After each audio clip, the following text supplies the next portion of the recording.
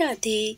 मेरी सभी सखियों और मेरे सभी बंधुओं को गंगा दशहरा की बहुत बहुत शुभकामनाएं। यूँ तो हिंदू धर्म में हर दिन हर त्योहार मनाया जाता है। हर दिन को हर्षोल्लास के साथ जिया जाता है। हर दिन पूजा होती है, पूजा अर्चनाएं होती है। लेकिन फिर भी कुछ दिन कुछ महत्व तिथि कुछ शुभ योग के साथ आते हैं, जिस दिन कुछ विशेष त्योहार मनाए जाते हैं। जैसे कि इस वर्ष यह त्योहार 30 मई 2023 मंगलवार के दिन मनाया जाएगा, वो है गंगा दशहरा। वैसे तो 10वीं तिथि का आरंभ 29 मई 2023 को दोपहर 11:50 से होकर समापन 30 मई 2023 को दोपहर 1:09 पर होगा। परंतु उदया तिथि होने के कारण गंगा दशहरा का त्योहार 30 मई को सूर्योदय से लेकर दोपहर 1:09 तक ही विधिवत मनाने का विधान बनता है। 10वीं तिथि का एक अर्थ ये भी होता है जो 10 दिशाओं में फैला हो। माना जाता है कि 10वीं तिथि के दिन जो भी शुभ कर्म किया जाता है, उसके प्रभाव से कर्म करने वालों को जो आशीर्वाद प्राप्त होते हैं, वह व्यक्ति किसी भी दिशा में चला जाए वहीं पर सफल हो जाएगा और हर परिस्थिति के अनुकूल हो जाएगा। कहा गया है कि विशेष दिन विशेष स्थान पर किया गया दान व शुभ कर्म बहुगुणा प्रभाव बनाते हैं।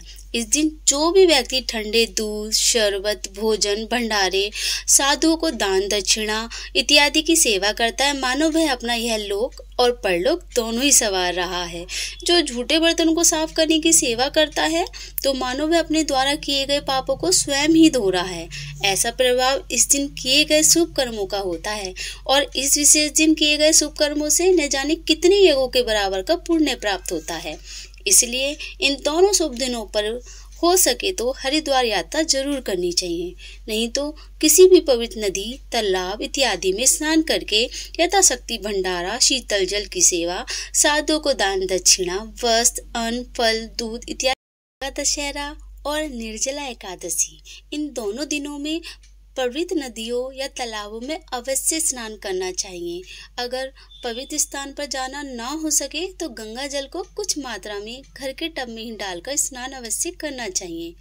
मई ऋषि भंगु जी बताते हैं कि हरिद्वार में हर की पौड़ी पर एक ब्रह्म कुंड है। यह वही स्थान है जहाँ पर किसी समय समुद्र मंथन के दौरान प्राप्त हुए अमृत कलश की कुछ बूंदें इसी ब्रह्म कुंड पर गिरी थी। इसी ब्रह्म कुंड के पास श्री हरि विष्णु जी के चरण चिन्ह है, जिस कारण इस स्थान को हर की पौड़ी के रूप में जाना जाता है। गंगा दशहरा और निर्जला एकादशी पर बहुत सारी देव आत्माएं किसी न किसी रूप में इन स्थानों पर यात्रा करती है। उस दौरान जो भी धूल पड़ती है, उसमें उन देव आत्माओं की चरण धूली भी होती है। अगर ये धूल आपके कपड़ों पर भी पड़ती है तो उससे आपके भाग्य में परिवर्तन हो जाता है। इसलिए इन दोनों ही दिन आपको किसी भी पवित्र नदी, किसी पवित्र स्थान पर जाकर स्नान अवश्य करना चाहिए। अगर आप नहीं कर पा रहे हो तो आप घर पर ही गंगा जल डालकर शुभ कर्म अवश्य करने चाहिए। वैसे तो मित्रों, हम जो भी कर्म करते हैं उसका फल हमें बदले में मिलता जरूर है। हम अच्छे कर्म करते हैं तो हमें अच्छा फल मिलता है और हम बुरे कर्म करते हैं तो हमें दुगना होकर मिलता है।